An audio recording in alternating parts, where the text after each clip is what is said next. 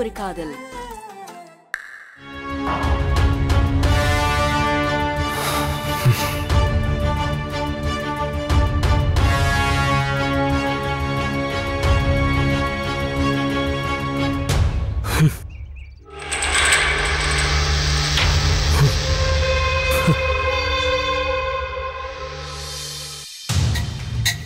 என்ன அப்படி முறைச்சிட்டு நிக்கிற?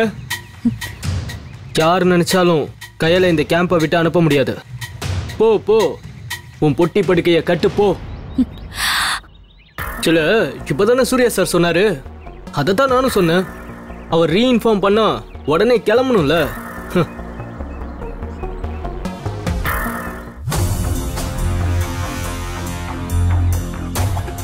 நடக்கிறதெல்லாம் அந்த கையிலுக்கு சாதகமாவே நடந்துட்டு இருக்கு. ஆனாலும் நான் விட மாட்டேன். எனக்கு என்னமோ இந்த முறை நான் தான் ஜெயிப்பேன்னு நம்பிக்கை இருக்கு. நான் ஜெயிச்சு காட்டுறேன். ஹே, சூர்யா சார் அடைஞ்சு நான் உன்னை இந்த அகாடமி விட்டு துரத்துறேன்டி.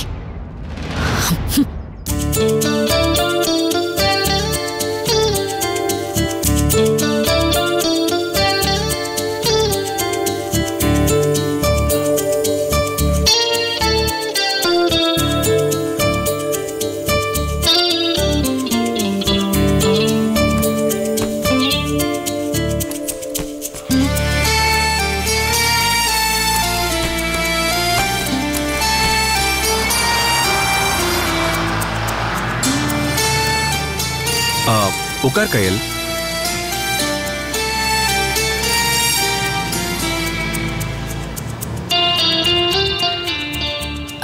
பரவாயில்ல சார், நான் அங்க போய் உட்காந்துக்கிறேன். எங்கேயோ போய் உட்கார். ஆனா எல்லாரும் முன்னால சார்னு கூப்பிடாத. எல்லாம் சொல்லிதானே கூப்பிட்டு வந்திருக்கேன். ஓகே. நான் அந்த பிரபாகர் பேசிட்டு இருக்க மாட்டேங்கிறாங்க. பிரச்சனையா இருக்குமோ? ஒழுங்கா இருந்தா பார்த்தா அப்படிதான் தெரியுது. என்னடா ரெண்டு பேரும் ஒன்னா வந்தாங்க, இப்ப என்னடானா தனித்தனியா உட்காந்துட்டு இருக்காங்க. அவங்க ஒருத்தர் பாக்குறத பேசிக்கிறத வச்சு பார்த்தாலே அவங்க ரெண்டு பேரும் லவ் பண்றாங்கன்றது நல்லாவே தெரியுது. ஆனா அவங்களுக்குள்ள தற்காலிகமா ஊழல் போயிட்டு இருக்குன்னு நினைக்கிறேன். அதான் ரெண்டு பேரும் தனித்தனியா உட்காந்துட்டு இருக்காங்க. எப்படி அவ்வளவு கரெக்டா சொல்ற? நீ போன பிரிவில கைரேகை பாக்குறவனா இருந்திருப்பான்னு நினைக்கிறேன். அதான் யார் யார் லவ் பண்றாங்கன்னு கரெக்டா கண்டுபிடிக்கிற. மச்சான், அதுக்கு கைரேகெல்லாம் பார்க்க தேவையில்லை. முகத்தை பார்த்தாலே தெரியும் அவங்க லவர்ஸா இல்லையான்னு கண்டிப்பா தெரிஞ்சுக்க முடியும். சரி, உன்ன மாதிரி லவ் பண்றவங்க தானே இதெல்லாம் தெரியும். சரி சரி, கொஞ்சம் மெதுவா பேசுறா. அவர் நம்ம பேசுறது கவனிக்கிறாரு. ஆளு வேற சும்மா பல்கா இருக்காரு. நாம அவங்கள பார்த்து கமெண்ட் அடிக்கிறது தெரிஞ்சு கடுப்பாக்கி நம்ம நாலு காட்டிட்டு போறாரு. அப்படி ஏதாவது பிரச்சனை ஆச்சுன்னா நான் உன்னை கை காட்டிடுவேன். சரி மச்சான், காலேஜ் லீவ் விட்டாச்சு, ஊருக்கு வரேன்னு உன் ஆளுக்கு ஃபோன் பண்ணி சொல்லிட்டியா? அதெல்லாம் எப்பயோ சொல்லியாச்சு. அவ எனக்காக தான் காத்துக்கிட்டு இருக்கா.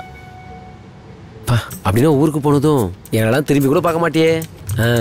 உன் ஆளை கூட்டிட்டு திருட்டுத்தனமா பக்கத்தூருக்கு சினிமா போறது அப்படின்னு கிளம்பிடுவியே. பின்ன நிறைய ப்ரோக்ராம் போட்டிருக்கேன்டா. 10 நாளைக்கு செம்ம ஜாலி தான்.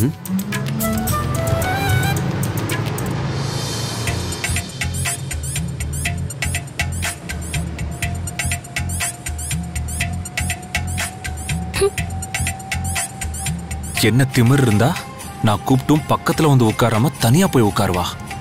ரொம்ப தான் அலட்டிக்கிறா. இருக்கட்டும், வச்சுக்கிறேன். முறைக்கிறத பாரு. இவரு கூப்பிட்டா நான் அப்படியே போய் பக்கத்துல உட்காந்துக்கணுமாக்கும். நான் என்ன இவர் ஆட்டி வைக்கிற பொம்மைன்னு நினைச்சிட்டாரா?